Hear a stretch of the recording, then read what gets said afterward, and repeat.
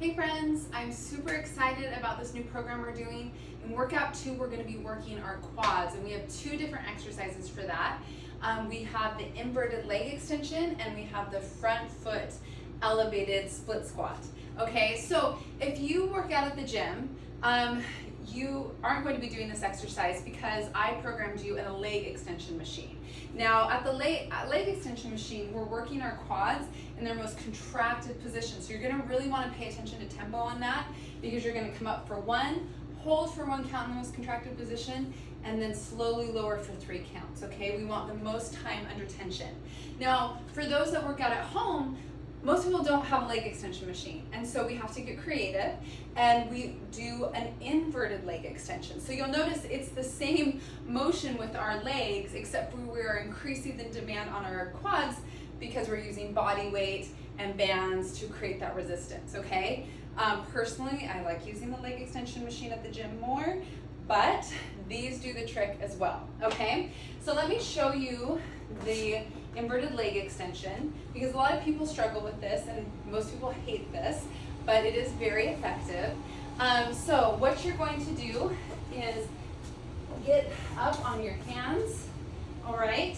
And the whole idea is that we want to create as much knee flexion as possible, because that's how we really get those quads, okay? So we're going to come down and up, squeeze for 1 count at the top, down and up, okay?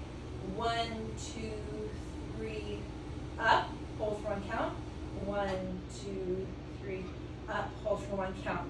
Now, for some people, balancing yourself on your hands is very challenging, so you can actually balance yourself on your forearms instead. So you're going to just do it like this, okay? 1, 2,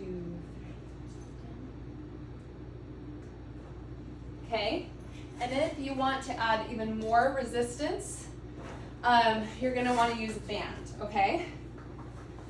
So you can loop your hands through here, have the band around the back of your knee, and then you're going to come down,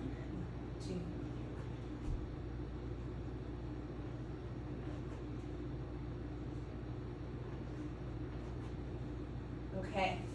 Now, you're also going to find it's challenging for your abs, it's challenging for your shoulders. These are all the things that are stabilizing this motion, but it's going to work the fronts of your quads in their most contracted position really well, okay?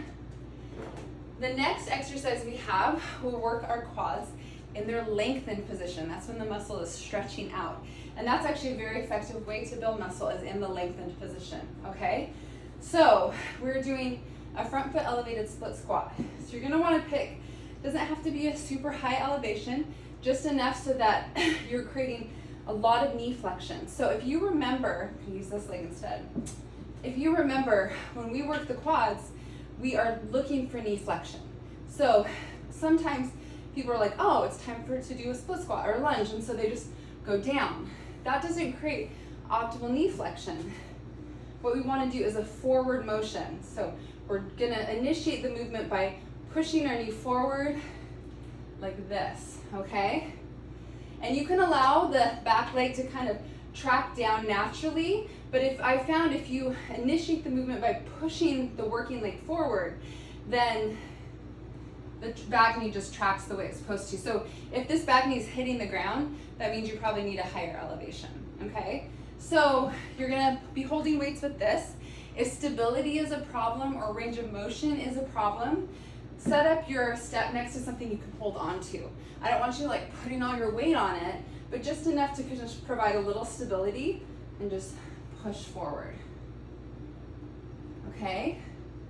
The other thing I see people struggling with is sometimes their heel lifts off the ground. That means they probably don't have a lot of ankle flexion.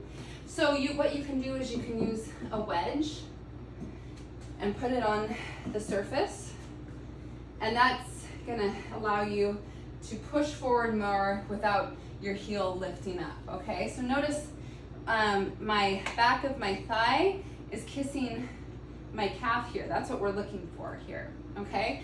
And then hopefully, as you get stronger, you're gonna increase your load, okay? And so the tempo for this would be 1, 2, 3, up, 1, 2, 3, up. Notice there's no pause in the bottom or the top. We're creating constant tension the whole time. And you don't need to lean way over. We're not looking for a lot of hip flexion.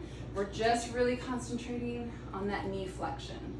Okay, hopefully that helps as you're taking on your workouts this week. Let me know if you have any questions, and have a great week, you guys. Bye-bye.